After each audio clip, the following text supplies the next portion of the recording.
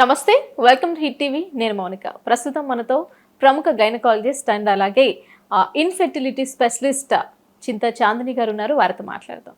నమస్తే మేడం. నమస్తే. ఎలా ఉన్నారు? I'm good, thank you. మీరు ఎలా ఉన్నారు? ఐఎమ్ గుడ్ అండి, థ్యాంక్ యూ. కొంతమంది ఆడవాళ్ళు ప్రెగ్నెంట్ ఉన్న టైంలో అంటే ఫిజికల్గా కలవచ్చా కలవకూడదా అనే సందిగ్ధతలో ఉంటారు. అలాంటి వాళ్ళు కలవచ్చా అండి? యా, ప్రెగ్నెన్సీలో ఇంటర్కోర్స్ అన్నది కాంట్రా ఇండికేటెడ్ కాదు. బట్ ఫ్యూ కండిషన్స్ ఉన్నాయి. ఎలాంటివి? ప్లసెంటా అంటే మాయ కిందకు ఉంటుంది, లేదా సర్వైకల్ ఇన్కాంపిటెన్స్ అంటే గర్భసంచి ద్వారం లూజ్గా ఉంటుంది, లేదా వాళ్ళకి రిపీటెడ్గా అబార్షన్స్ అవుతున్నాయి. సో ఇలాంటి వాళ్ళు కొంచెం హై రిస్క్ కేటగిరీలో ఉంటారు కాబట్టి అలాంటి వాళ్ళని ఇంటర్కోర్స్ అవాయిడ్ చేయమంటాం. మిగతా వాళ్ళందరూ ఇంటర్కోర్స్లో పార్టిసిపేట్ చేయొచ్చు. ఓకే. ఐవీఎఫ్ తీసుకోవడం వల్ల పుట్టబోయే బిడ్డకి ఏమైనా సమస్యలు ఉండే ఛాన్సెస్ ఉండొచ్చు అంటారా? ఐవీఎఫ్ బేబీస్కి ఏమీ ఎక్స్ట్రా సైడ్ ఎఫెక్ట్స్ ఏమీ లేవు. ఐక్యూ పరంగా, తర్వాత ఇతరత్ర ఆర్గన్స్ పరంగా అన్నిటికి normal pregnancy baby, IVF pregnancy బేబీకి డిఫరెన్స్ ఏం లేదు.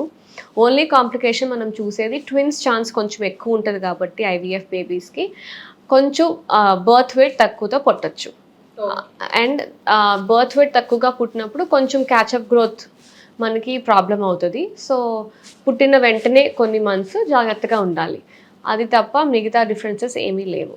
ఓకేనండి, థ్యాంక్ యూ సో మచ్. మీరు ఇంత బిజీ టైంలో కూడా మాకు టైం ఇచ్చినందుకు అండ్ మేము అడిగిన క్వశ్చన్స్కి చాలా ఓపికగా సమాధానం చెప్పారు. Thank you so much. Thank you.